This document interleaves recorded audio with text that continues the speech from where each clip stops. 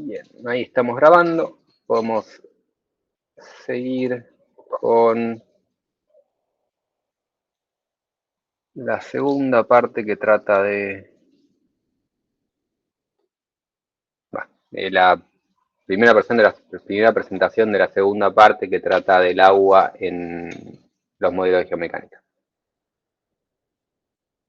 Como vengo repitiendo, estas presentaciones son introductorias, a lo largo de la materia vamos a ir expandiendo, pero básicamente dentro de los modelos geomecánicos que estamos utilizando hay depende cómo lo vemos, 3 niveles de qué tanto incluye el agua en el modelo. El caso 0 es no hay presión de agua. El caso 1 sería presión hidrostática, que presión hidrostática el caso 0 es no hay presión de agua, no suele ser nunca es una buena elección. El caso 1, presión hidrostática, no recomendamos presión hidrostática, hay muy pocos casos donde funcione.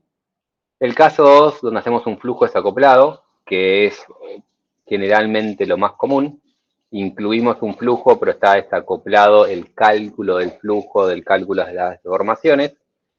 Y el caso 3, donde acoplamos el flujo con la deformación, es decir, el flujo cambia la deformación del sólido y la deformación del sólido cambia el flujo.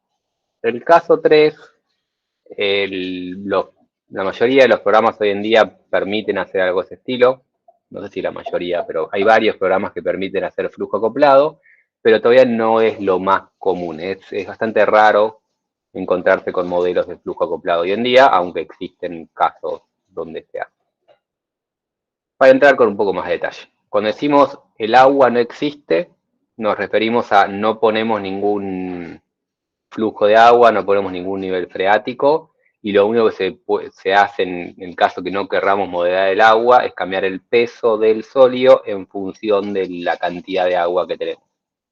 Cuando está seco tiene un cierto peso específico, cuando está húmedo tiene otro, cuando está saturado tiene otro, pero no estamos calculando presiones de agua y por lo tanto no podemos calcular el suelo sumergido, no podemos calcular el efecto de la presión del agua en las tensiones efectivas de nuestro suelo. En ciertos casos, para ciertas fuentes analíticas tiene sentido, no en modelos numéricos. El caso 1 ahora es incluir una presión hidrostática. Al incluir una presión hidrostática, básicamente lo que sucede es, desde esa línea que nosotros definimos para abajo, hay presión de agua y va aumentando la presión en función de qué tanto nos alejamos de nuestro nivel freático. Es decir, en el caso si yo defino esto como mi hidrostática, a medida que voy bajando aumenta la presión y a medida que voy subiendo aumenta la succión, si es que tenemos un modelo que incluye succión. En el Praxis tenemos la opción de incluir o ignorar succión, que es básicamente eso. Ignorar la succión no quiere decir el suelo de arriba está seco, ignorar la succión dice puede estar parcialmente saturado, pero esa saturación parcial no genera succión. Entonces Praxis tiene una opción para incluir o ignorar esa succión. Siempre considera una franja parcialmente saturada. De ahí para abajo está saturado y la presión es en función de la distancia.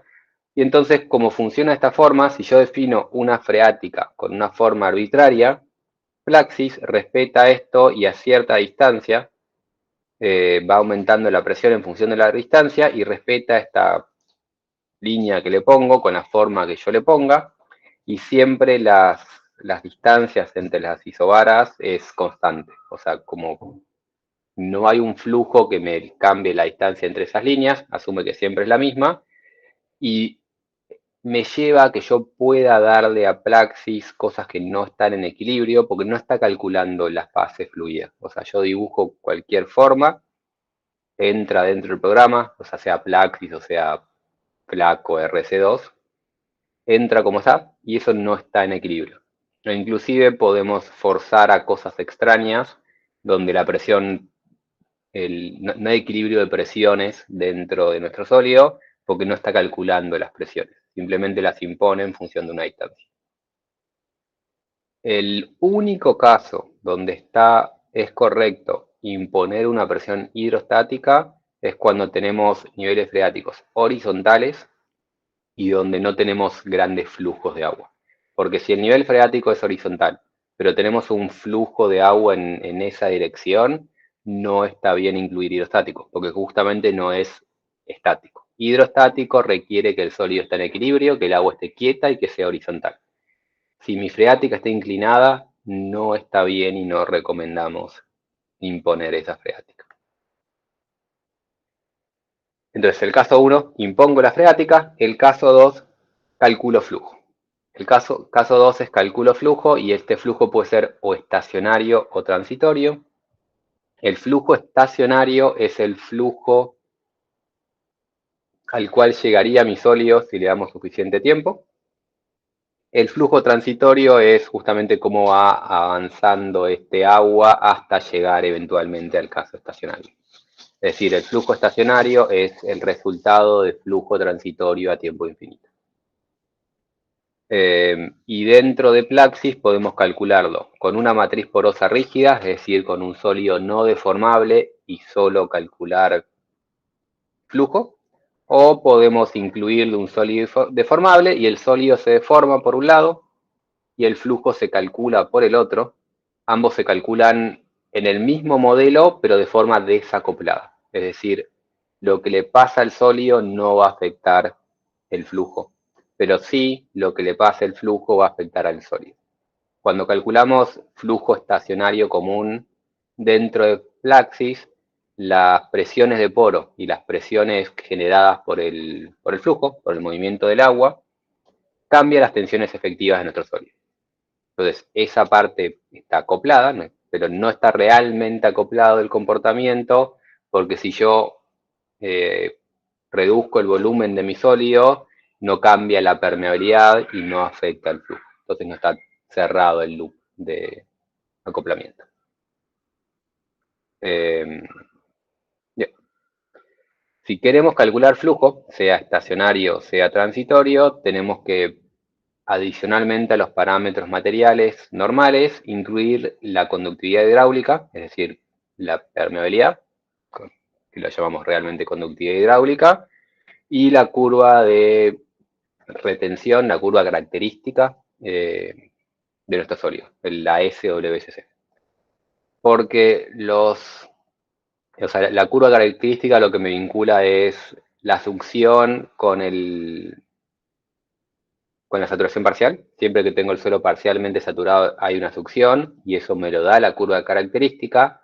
Pero inclusive cuando yo no quiero tener en cuenta la succión y lo apago, de todas formas, como dije antes, como hay una franja que está parcialmente saturada, la permeabilidad de los sólidos cambian con la saturación. Entonces le tengo que dar la curva característica para que tenga en cuenta el cambio de permeabilidad con saturación parcial.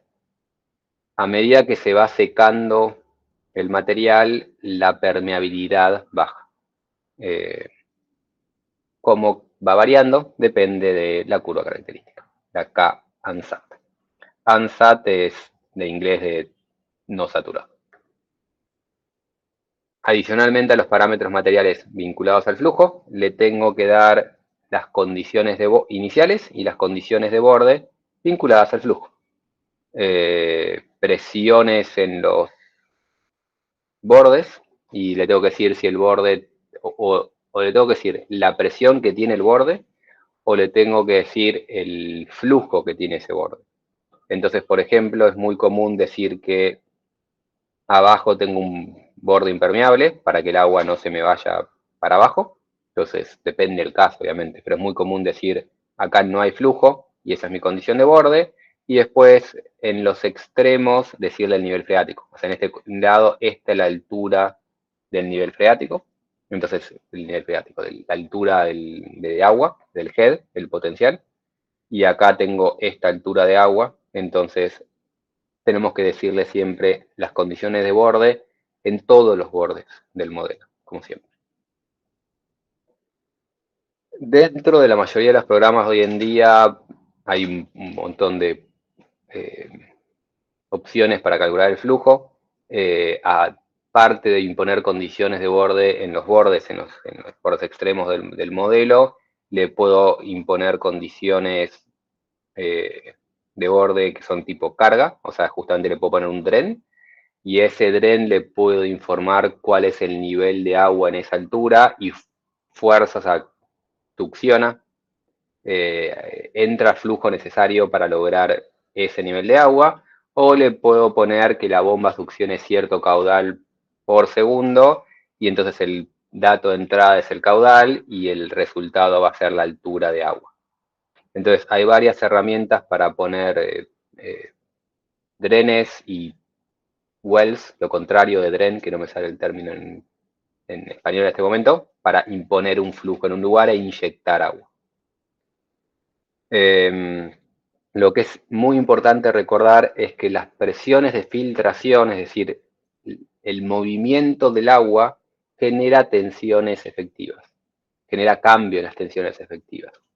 Es decir, la razón que queremos modelar correctamente el flujo no es solo para tener bien la forma de esa freática, sino porque esas presiones de filtración, ese agua moviéndose, cambia mis tensiones efectivas, y al cambiar mis tensiones efectivas cambia la resistencia y la rigidez que tiene mi terreno. Eso está incorporado en el nivel 2, en lo que llamamos nivel 2. Lo que no está incorporado es que la deformación no me está afectando el flujo. Bien.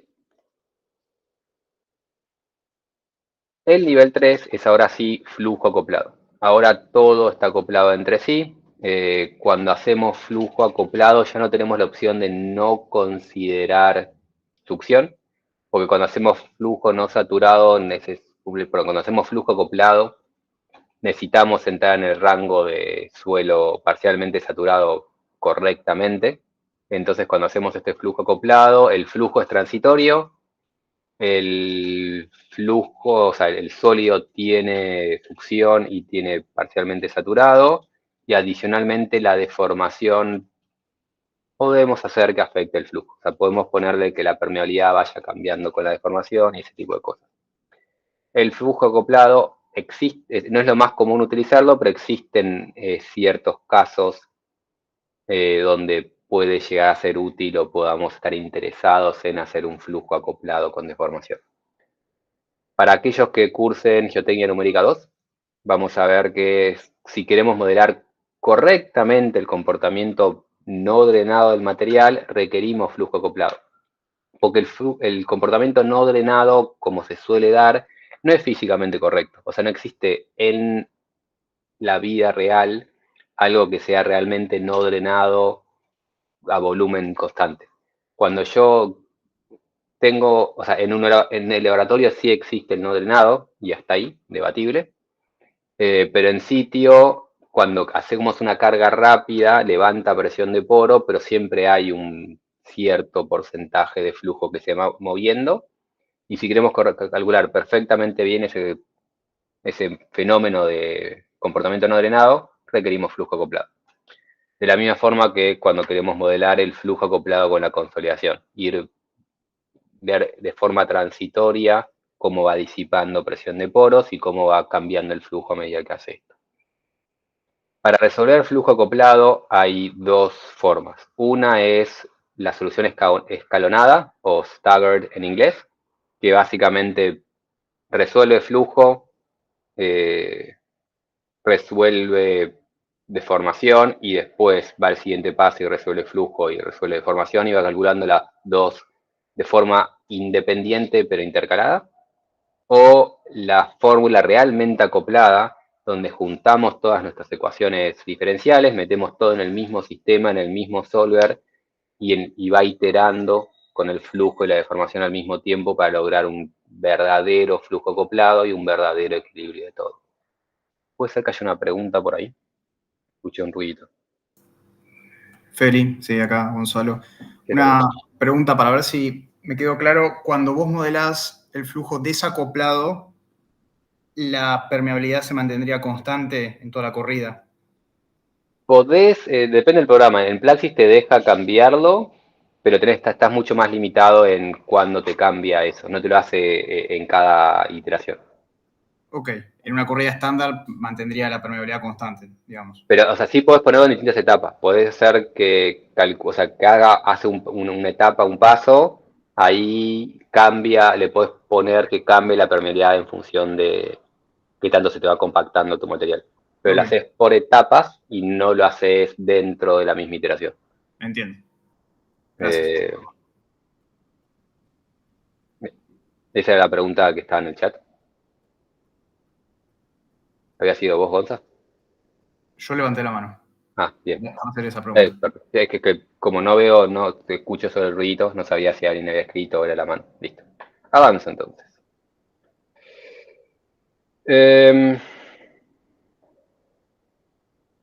Cuando resolvemos flujo, la mayoría de los casos hacemos flujo estacionario, o sea, nuevamente, qué tipo de flujo hacemos va a depender del caso.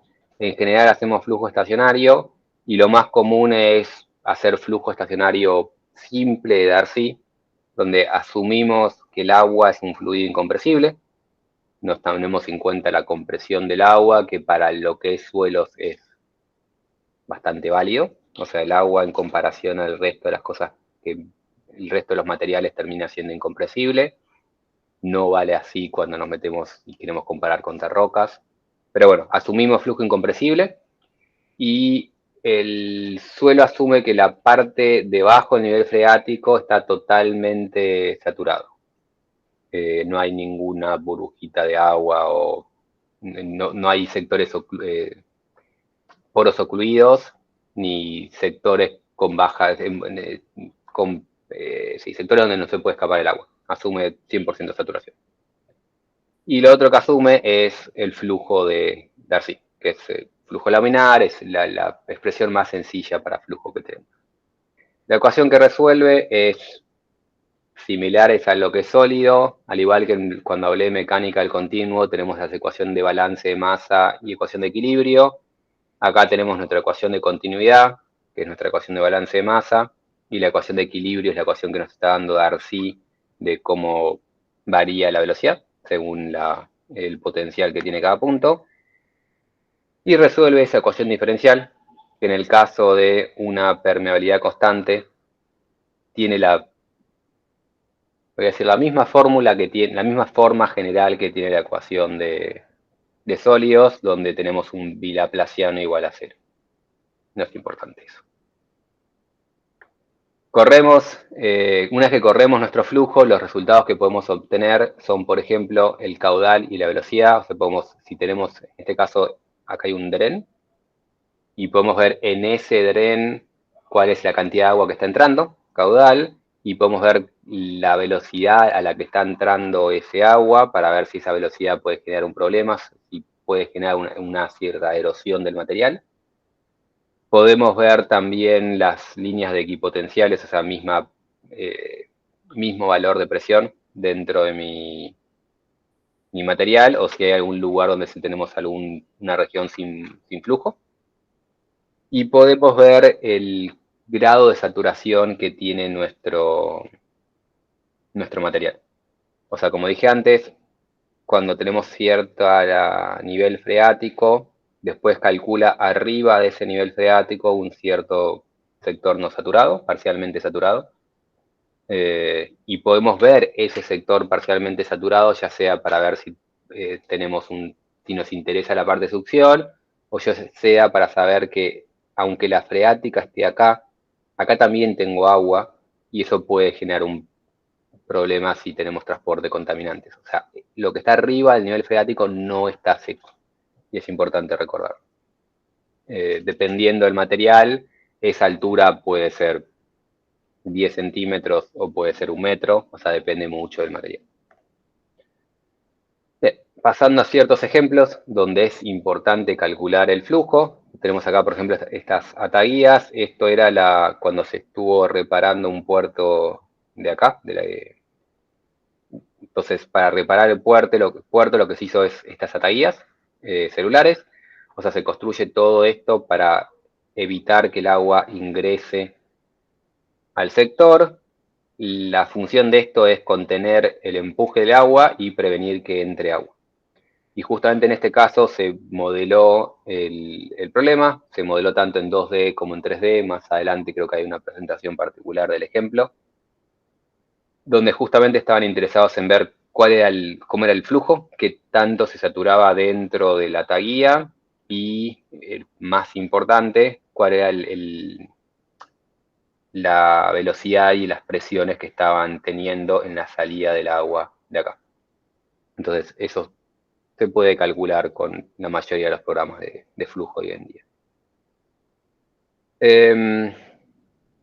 Como dije antes, cuando calculamos flujo, no solo queremos ver cuando queremos ver análisis de estabilidad, no solo nos interesa la posición de la freática, sino que nos interesa calcular el flujo en sí, porque ese agua que se mueve, ese gradiente de presión de poros, genera un cambio en mis tensiones efectivas. Mientras más se mueve mi agua, más presión de poro tenga. Mientras más presión de poro tenga, menos tensión efectiva tiene mi material. Y entonces, si tengo un flujo que se mueve subiendo, si el flujo está moviéndose para arriba, baja mi tensión efectiva y baja mi resistencia.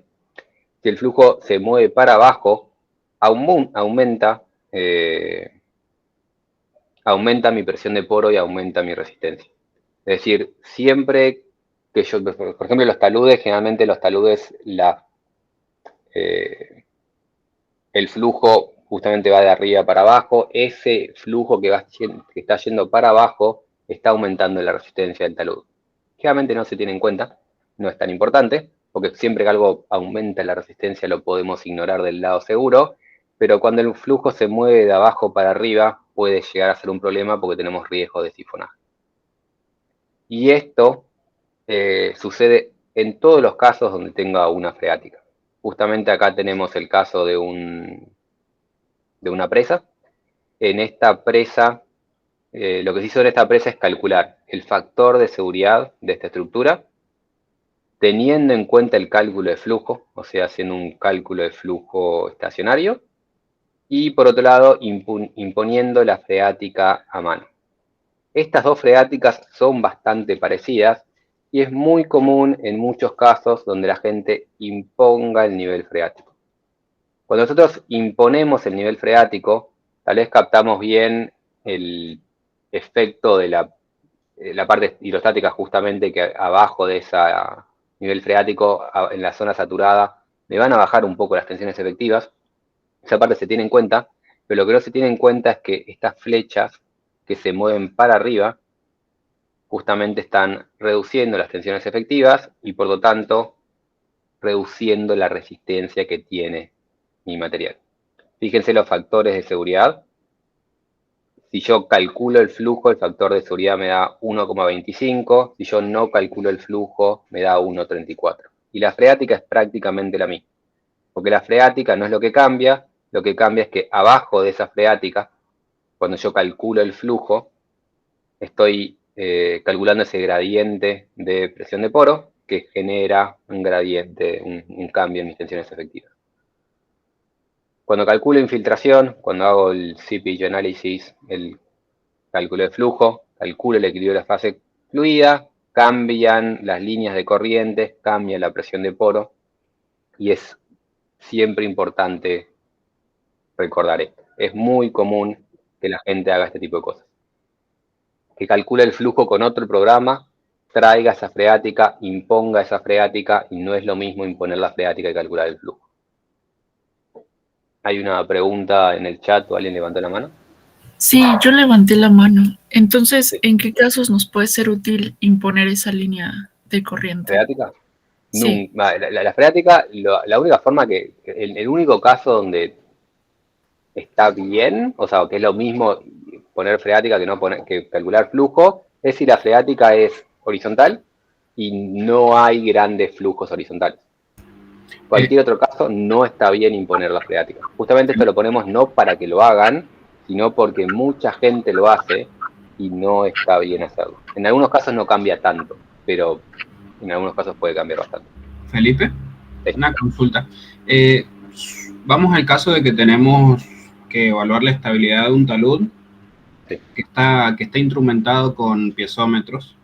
En ese caso, se considera válido imponer la freática en función de lo que nos dan los piezómetros. O sea, si vos tenés suficiente instrumentación para saber exactamente la presión de poro bien espacial, hay ciertos casos que no te va a cambiar mucho. Pero ahí no puedes imponer la presión. Ahí no, o sea, nunca está bien imponer la freática. Lo que puedes hacer también es imponer la presión, que eso no es imponer la freática, no es lo mismo.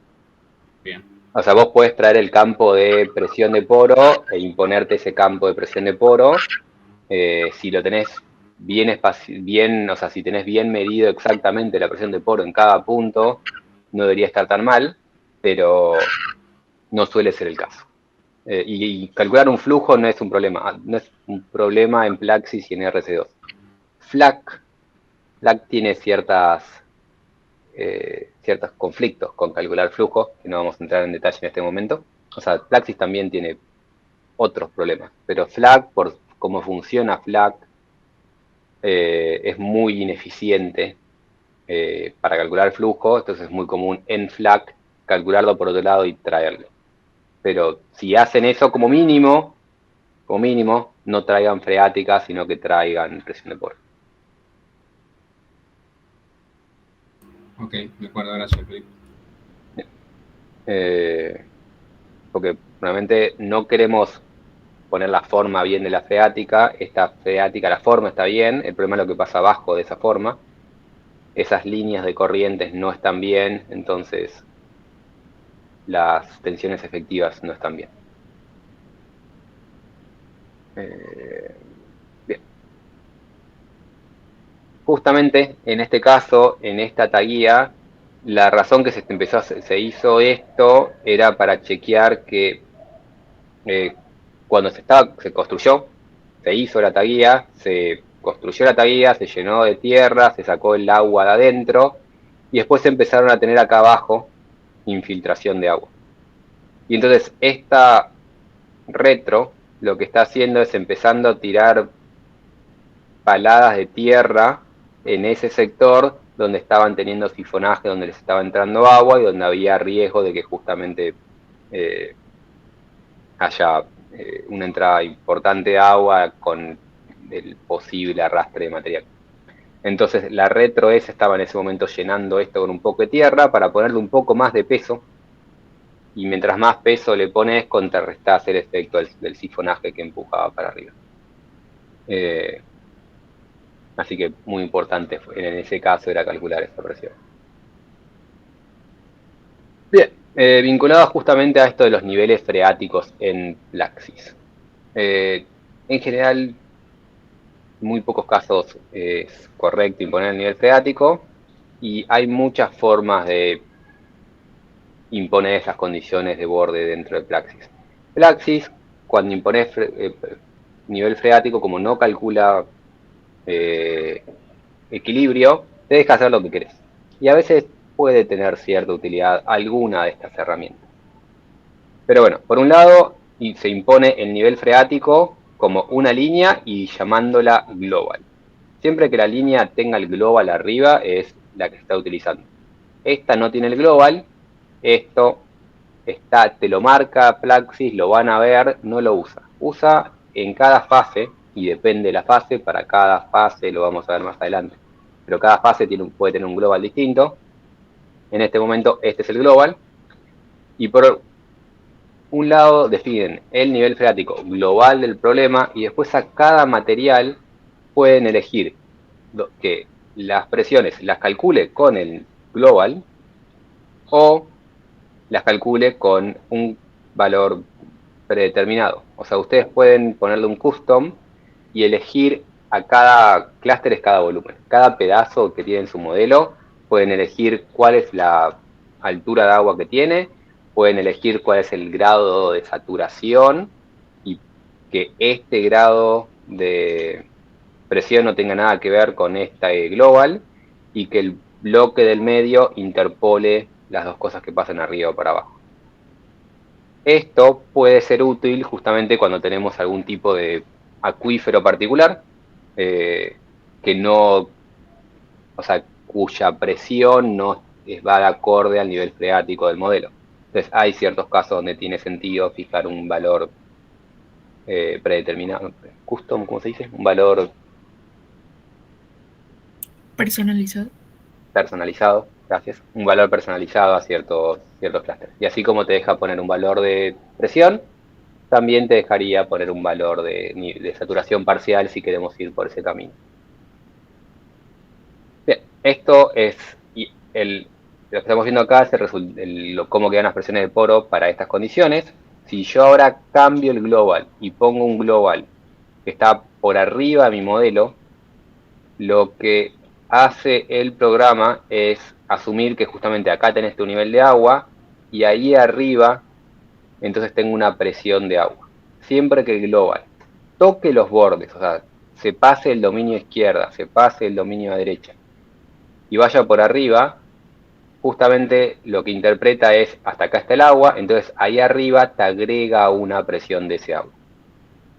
Por separado, porque Alejo estaba, Alejo no, porque Waterman estaba divertido, le puso ese global, pero a este un valor custom, o sea, decidió cuál es el nivel del head de agua para esto, y por eso queda esto de que acá arriba hay agua, pero este está seco. O sea, te da bastantes herramientas para buscar distintas situaciones de presión de agua en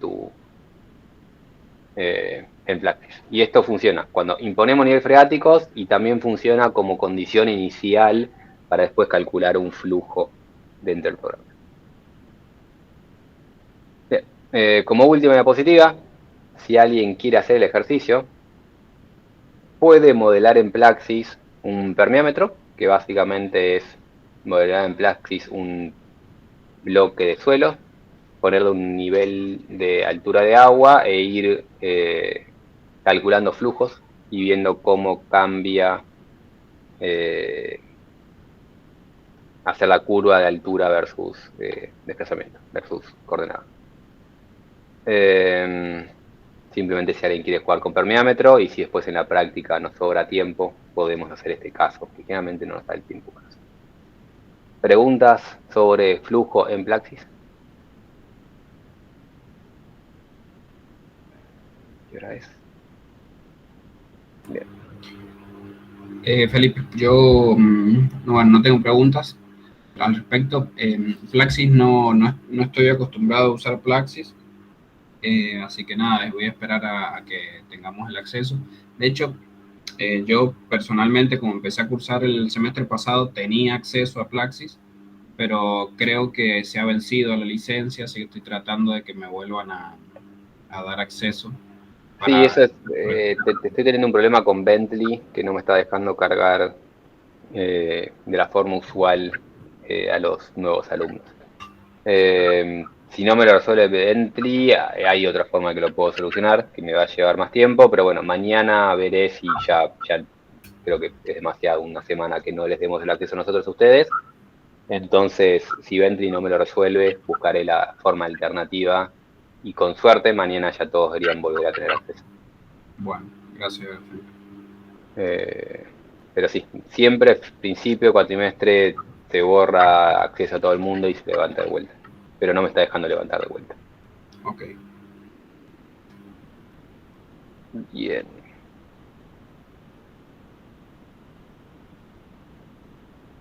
Como última presentación mía, y después hacemos otro receso y después siguen con Nico Tazo, es esta presentación de estrategias numéricas. Todo lo que estamos viendo lo vamos a volver a ver con distintos ejemplos y lo vamos a ver mejor cuando abramos Flaxis. Esto es una presentación inicial para que tengan un lugar donde esté escrito, algún PDF donde se hable estas cosas, pero lo vamos a volver a ver cuando vayamos avanzando con los ejemplos. Porque esta presentación es más que nada para hablar de... primero es cuál es la idea general de la estrategia de moderación y después hablar de ciertas características puntuales de Flaxis. Nuevamente, el curso no es y no quiere ser un curso para aprender a usar Flaxis, pero como utilizamos Plaxis en los ejemplos, hay muchas cosas muy particulares que hablamos de Plaxis, y adicionalmente muchas veces cuando digo Plaxis hace tal cosa, RS2 hace exactamente lo mismo. RC2 y Plaxis sí son muy similares porque los dos son FEM. Plac tiene un poco más de sutilezas porque es otro suelo. Pero la mayoría de las cosas aplican en general a todo, y cuando hable de las opciones y botoncitos de Plaxis, el resto del programa es razonablemente similar. Dicho todo esto, avanzamos a hablar un poco de introducción y temas generales de estrategias numéricas. Como ya dije antes en algún momento, cuando entramos en lo que es geotecnia, todos los problemas son no lineales. Ahí estamos.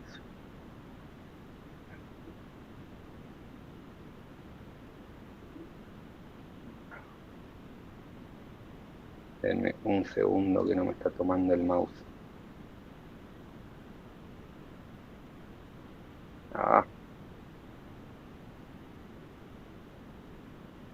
No sé qué le pasa.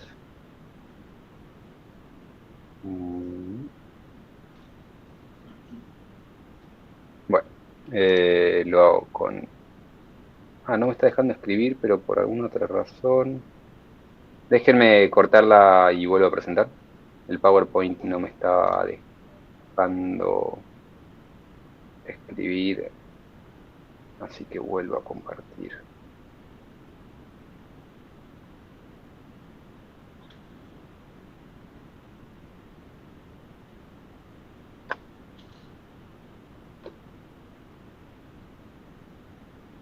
A ver ahora. Ahora sí, vuelvo a compartir.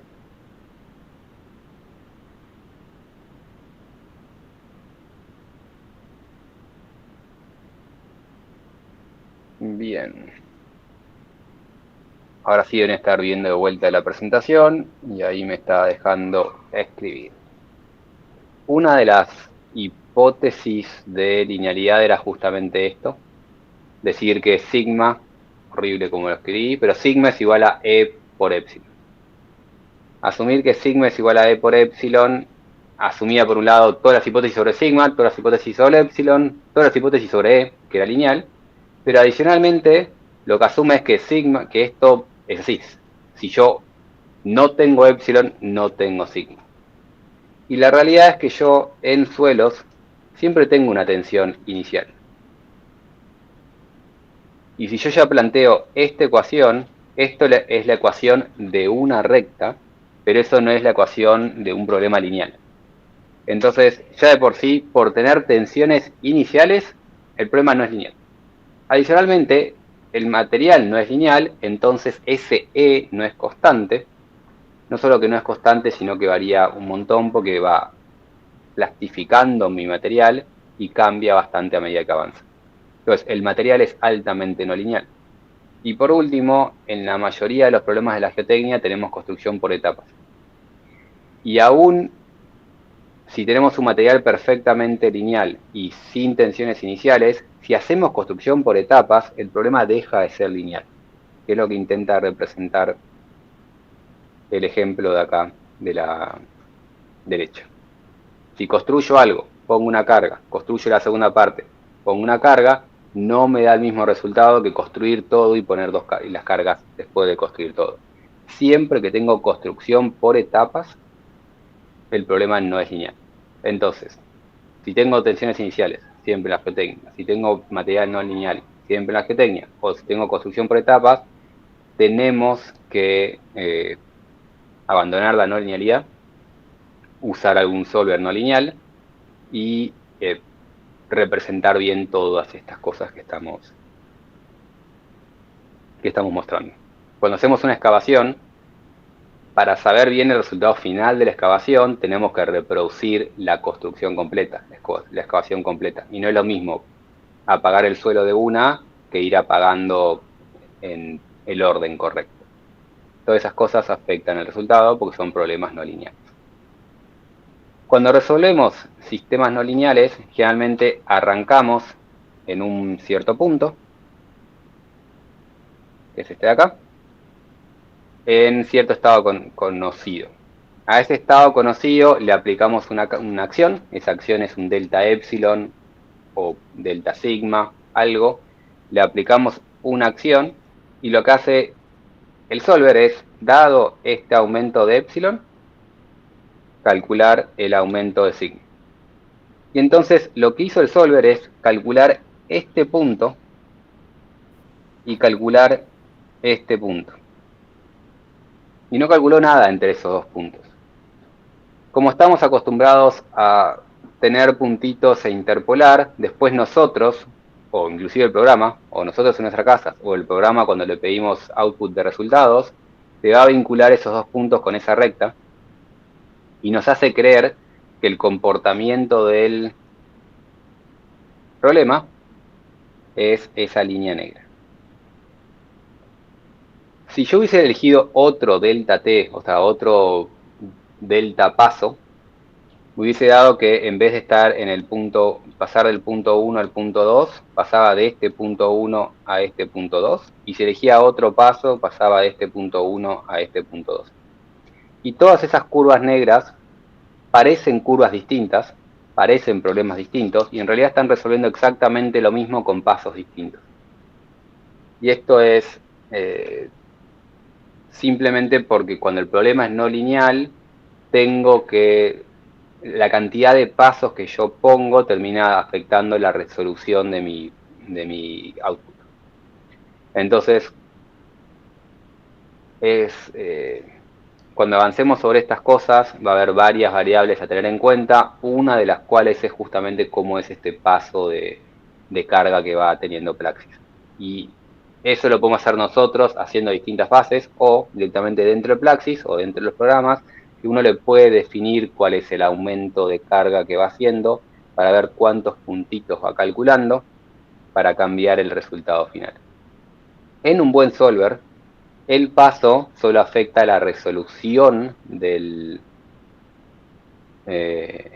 resultado, o sea, afecta el grafiquito que estamos viendo, pero no debería afectar el resultado en sí. Como ningún solver es perfecto, en ciertos casos el paso de cálculo también afecta el resultado final. Plaxis, como es un solver, es un programa de elementos finitos implícito, no tiene muchos problemas de ese estilo. Cuando todo lo que se hace implícito, el paso no cambia el resultado. Todo lo que es explícito, como FLAC, el paso de carga, el paso de avance, cambia el resultado final. Entonces, si alguien usa FLAC, es mucho más importante el tema del delta t, del delta paso, y es una de las razones de por qué FLAC es lento en flujo. Para calcular bien flujo, tiene que poner un paso muy chico. Pero bueno, como dije antes, una de las cosas que afecta el resultado son las tensiones iniciales. Entonces, cuando inicializamos el modelo, tenemos que inicializarlo intentando representarlo más fielmente nuestras tensiones iniciales. Y para representar esto o inicializamos bien las variables, es decir, prendemos ese talud de una correctamente, pero inicializando bien las tensiones, o hacemos algo que vaya construyendo ese talud, si es que el talud realmente se fue construyendo.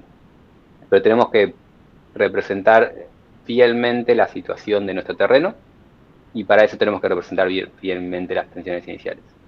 Dentro de Plaxis hay dos opciones para inicializar variables, una es casero y otra es equilibrio.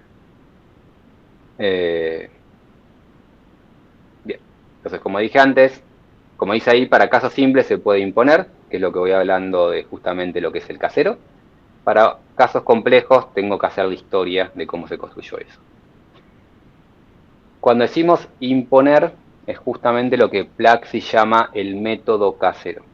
El método casero lo que hace es justamente a cada punto dentro de mi dominio, dice que la tensión horizontal es igual a la tensión vertical. No sé por qué me está haciendo esas líneas. Pero bueno, se me borró todo. Que la tensión horizontal es igual a la tensión vertical por casero. O sea, esto es sigma B. Esto es sigma H. Sigma H es igual a sigma B por K0, y sigma B lo calcula directamente haciendo la densidad por la profundidad. No se entiende nada con esas líneas que me aparecen, pero se entiende la idea. Al hacer eso no tiene que hacer ninguna, tiene que hacer cuentas, pero no tiene que hacer ningún cálculo. Impone mediante K0. Este método funciona correctamente únicamente cuando el terreno es perfectamente horizontal y los estratos son perfectamente horizontales. Es decir, no solo necesito que el terreno arriba sea horizontal, sino que adentro del terreno los estratos también sean horizontales. Si no se da esto, el método K0 no da resultados razonables, no da resultados correctos, y tampoco los resultados son correctos cuando tenemos suelos macizos, bueno, macizos no, tenemos estratos geológicos donde hay fuerzas tectónicas previas. O sea, cuando hay fuerzas tectónicas hay justamente una tensión inicial residual por ese movimiento, y el resultado del K0 no va a representar correctamente el resultado tensional que tiene esa roca. Ahí está la cuenta que intenté escribir antes, sigma H es K0 por sigma B. Después hablaremos de lo que es OCR y lo que es POP. En este momento creo que no es el momento adecuado. Pero bueno, las tensiones iniciales están afectadas por el OCR o el POP. Para cualquier otro caso, como dice ahí, se tiene que reproducir la historia de tensiones, pero existen muchísimos casos donde el valor que te da K0 no está bien, pero no está tan lejos del equilibrio. Entonces hay ciertos casos donde podemos hacer K0 y a esa etapa K0 después colgarle una etapa que calcule equilibrio y que ajuste los errores que genera K0. Entonces, lo importante es que siempre que hacemos K0, como es prácticamente imposible que tengamos todos estratos horizontales, si inicializamos con K0, después tenemos que calcular una segunda etapa extra para que ajuste el equilibrio que no calcula bien K0. Y una de las razones que muchas veces usamos K0 y inicializamos con K0 es porque, por lo menos dentro de Plaxis, inicializar con K0 es la única forma de tener en cuenta lo que es OCR o POP. Esos valores solo los considera Plaxis si inicializa utilizando el método de K0. Si no, lo ignora totalmente. Después vamos a hablar más de OCR y POP, pero recuerden que solo lo tiene en cuenta si inicializamos con K0. Bien, como dije antes, el paso de carga es muy importante y es más importante mientras más grande es la no linealidad del problema. Yo, generalmente en Plaxis, lo que suelo ver como resultado es el punto rojo y el otro punto rojo. O sea, Plaxis lo que te da es el valor al principio de la etapa y el valor convergido al final de la etapa, pero para ir de un punto al otro, internamente lo subdivide y hace iteración. Entonces, internamente hay un montón de subdivisiones que también podemos controlar si lo deseamos.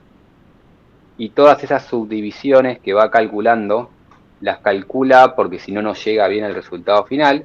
Pero esas subdivisiones intermedias no cumplen con los criterios de convergencia que requieren un resultado correcto. O sea, dice que no tiene sentido físico. En realidad no es que no tiene sentido físico, sino que tiene un gran porcentaje de error. Nuevamente, empieza acá y termina acá. El punto 2 cumple todos los criterios de convergencia, es decir, el criterio de convergencia es que el error sea pequeño. Los puntos y pasos intermedios no cumplen ese criterio, entonces puede haber valores ahí en el medio que no están en equilibrio, porque están están ligeramente en desequilibrio. Entonces, nunca tenemos que informar resultados de esos pasos intermedios. Plaxis llama a esos pasos intermedios, por ejemplo, un porcentaje del M-stage.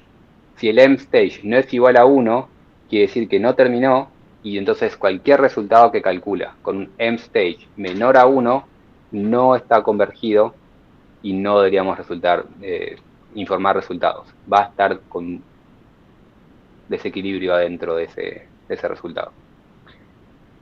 El tamaño de pasos se regula, obviamente mientras más pasos mejor, pero mientras más pasos más tiempo tarda. Entonces tenemos que buscar un equilibrio entre nuestra resolución y lo rápido que queremos que termine el programa. Bien, hasta acá todo bien. Y ahora sí creo que todo lo que sigue son cosas puntuales de Praxis. ¿Consultas?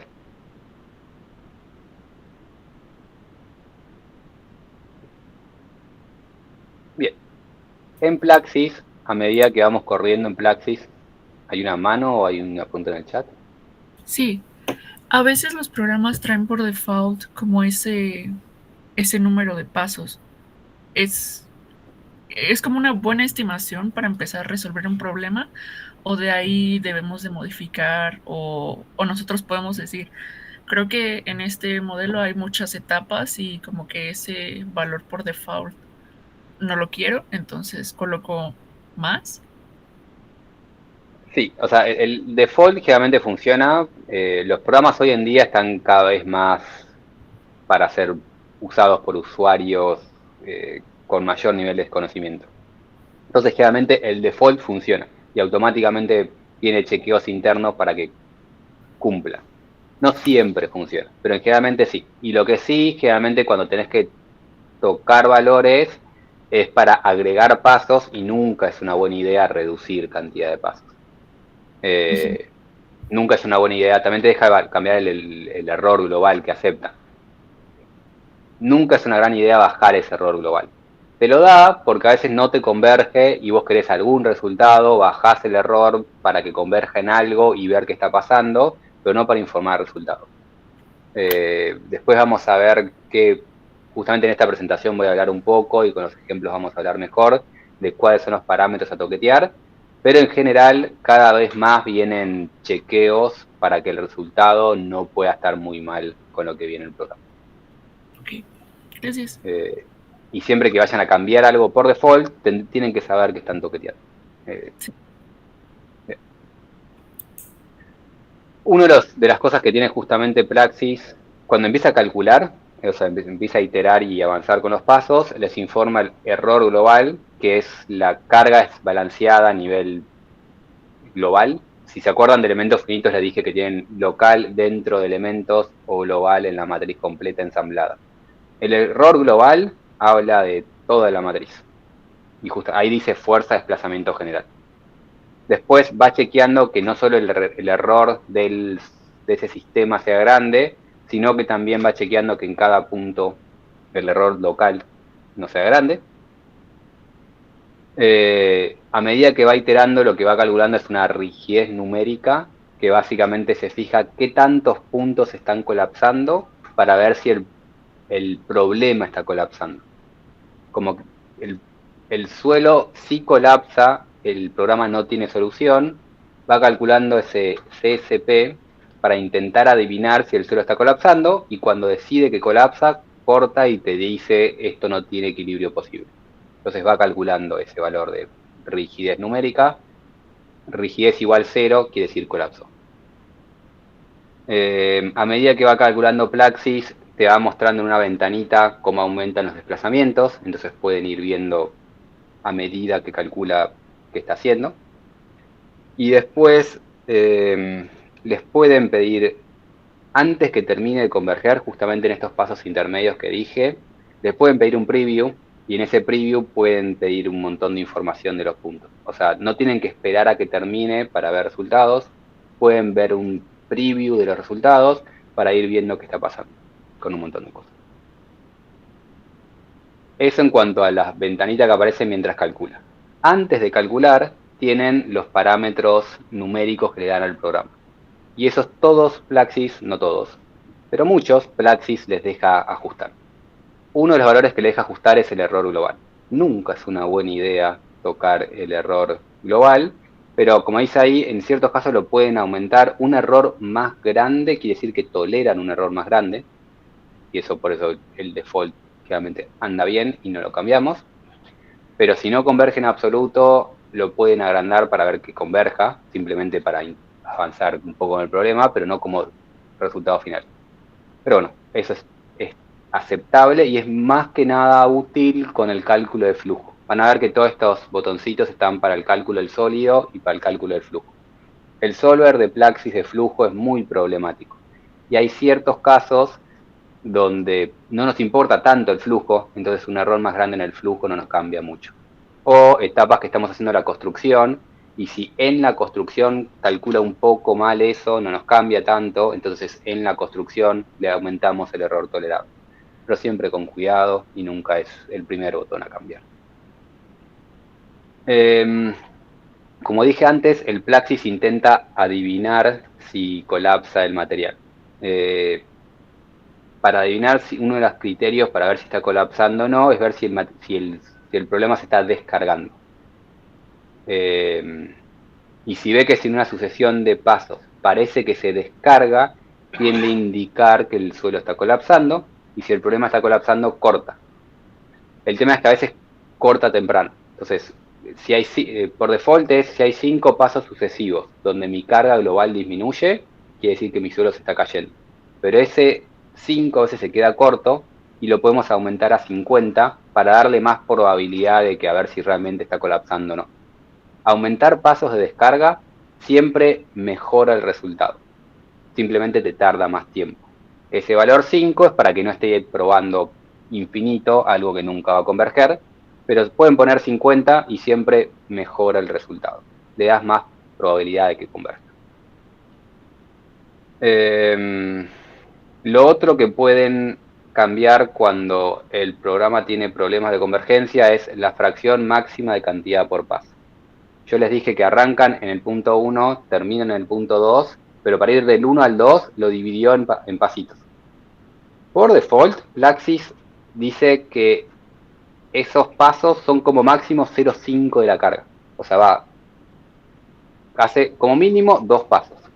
A veces, al hacer 2 pasos, al querer avanzar tan rápido, no funciona.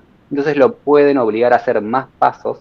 Pero la forma de decirle, hace más pasos, es diciéndole que la fracción máxima de carga por paso tiene que ser un número menor. Max load fraction per step, que arranca siendo 0,5, lo pueden cambiar a 0,1. Y siempre reducir max load fraction per step mejora el resultado, pero tarda más tiempo en calcular. Entonces, si están con el sólido, aumentar pasos de descarga y reducir fracción máxima de carga, mejora el resultado. El otro valor que tienen para jugar cuando no converge es el factor de sobre-relajación. No voy a entrar en detalle, como claramente estamos ya haciendo todo por arriba, pero bueno, el solver que usa Plaxis es tipo Newton-Raphson, y cuando hace Newton-Raphson es una forma de calcular con tangentes.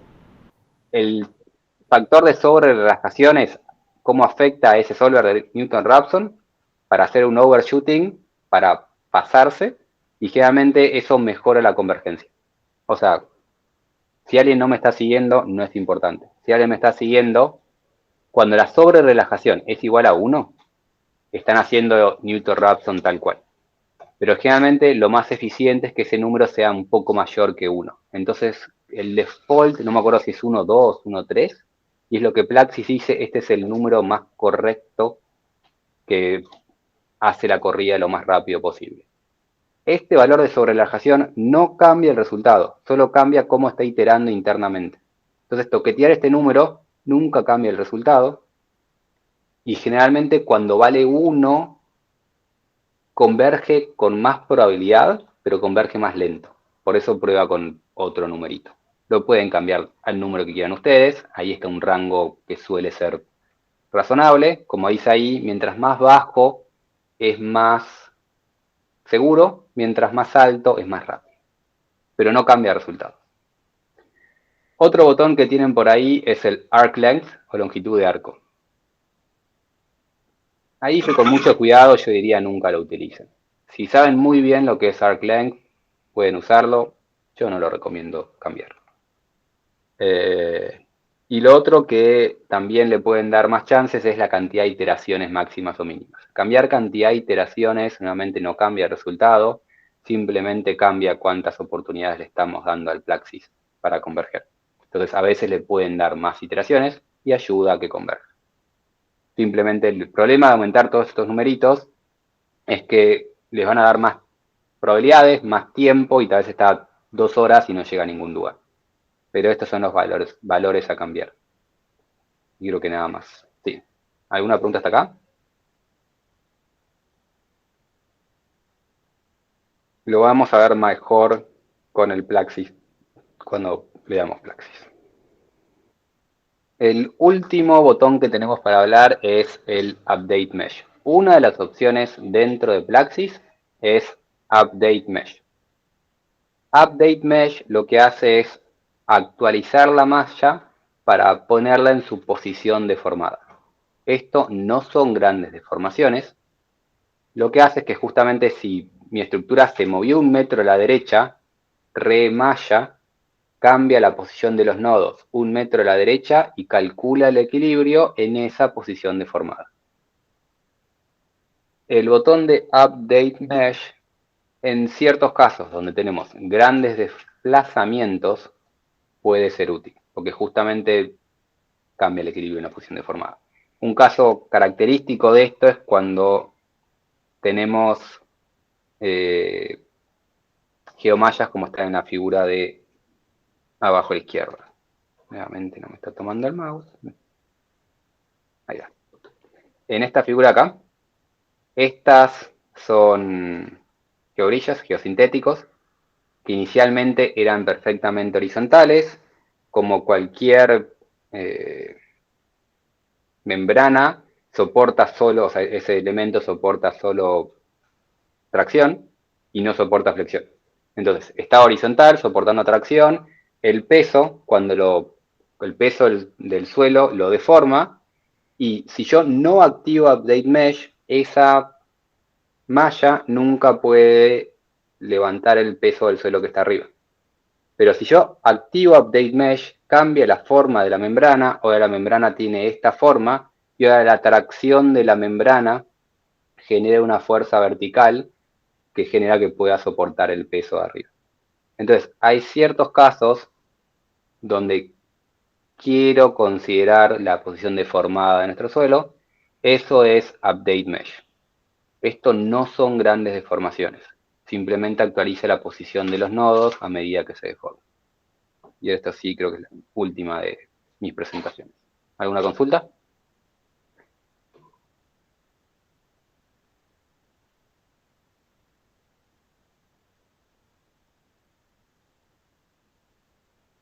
Bien. Si no hay consultas, pregunto, ¿está Nicolás Tasso entre nosotros?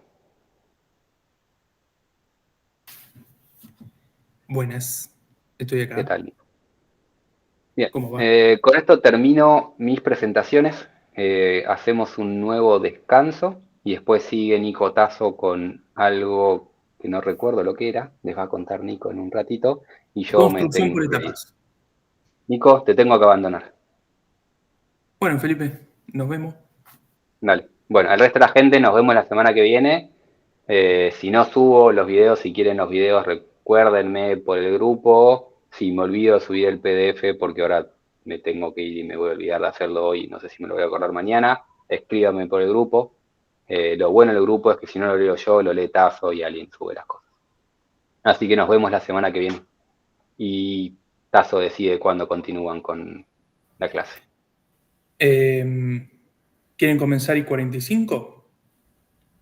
Sí, está bien, gracias. Bueno, me parece. Bueno, empecemos en ese. Muchas gracias.